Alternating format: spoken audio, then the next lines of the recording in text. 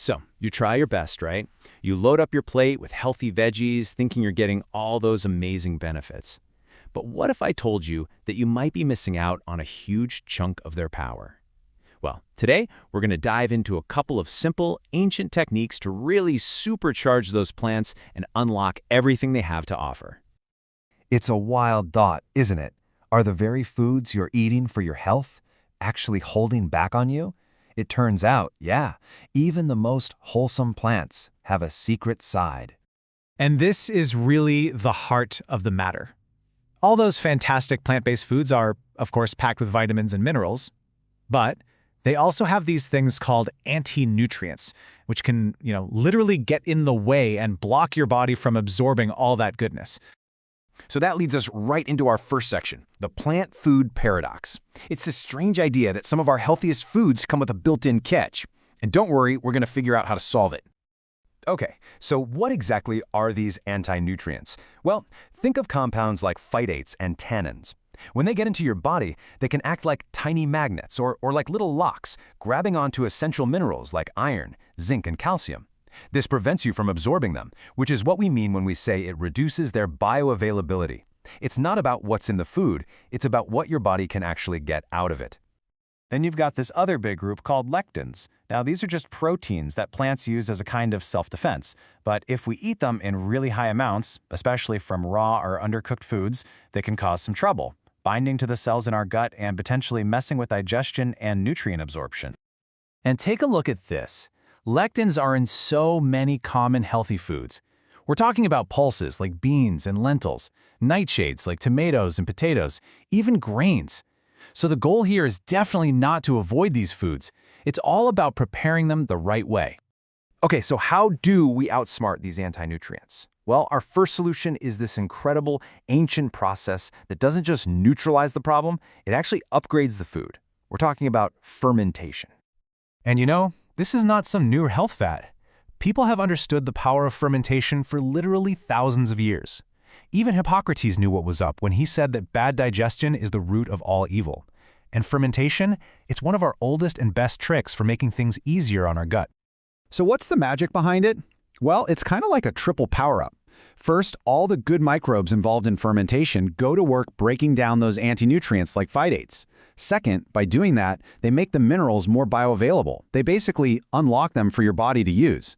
And third, which is just amazing, fermentation creates brand new beneficial compounds, everything from gut-friendly probiotics to things like GABA. Let's just look at a super simple example, cabbage becoming sauerkraut. The fermentation process absolutely dismantles the anti-nutrients.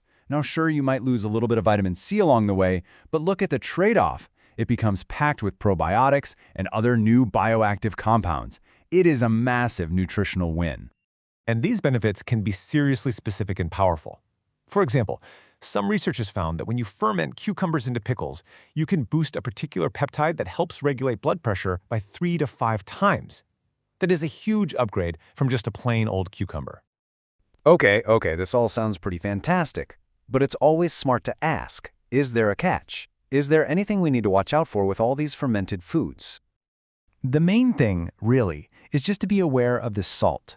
Sodium is a crucial part of most traditional fermentation. It keeps the bad bacteria away.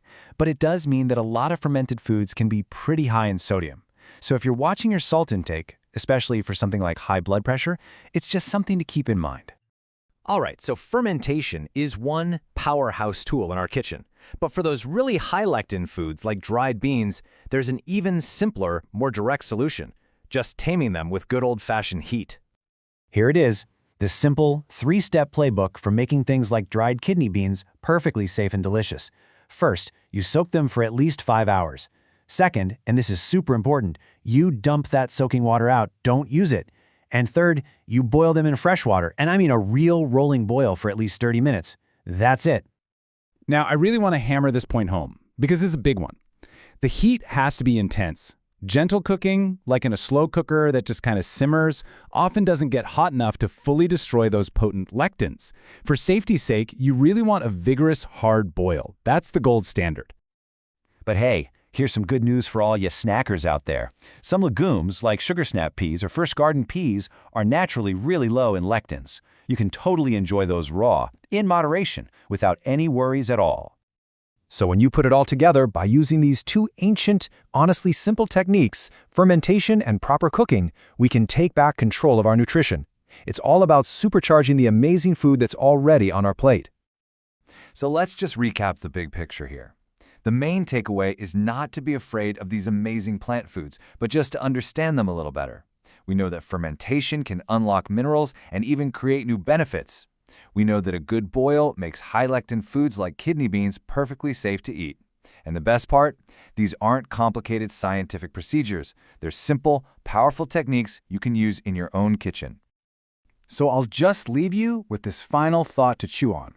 What if you started to see your kitchen not just as a place where you cook dinner, but as your own personal laboratory, a place where you can actively upgrade the nutrition in your food every single day? It's a pretty powerful idea, isn't it? Thanks so much for joining me.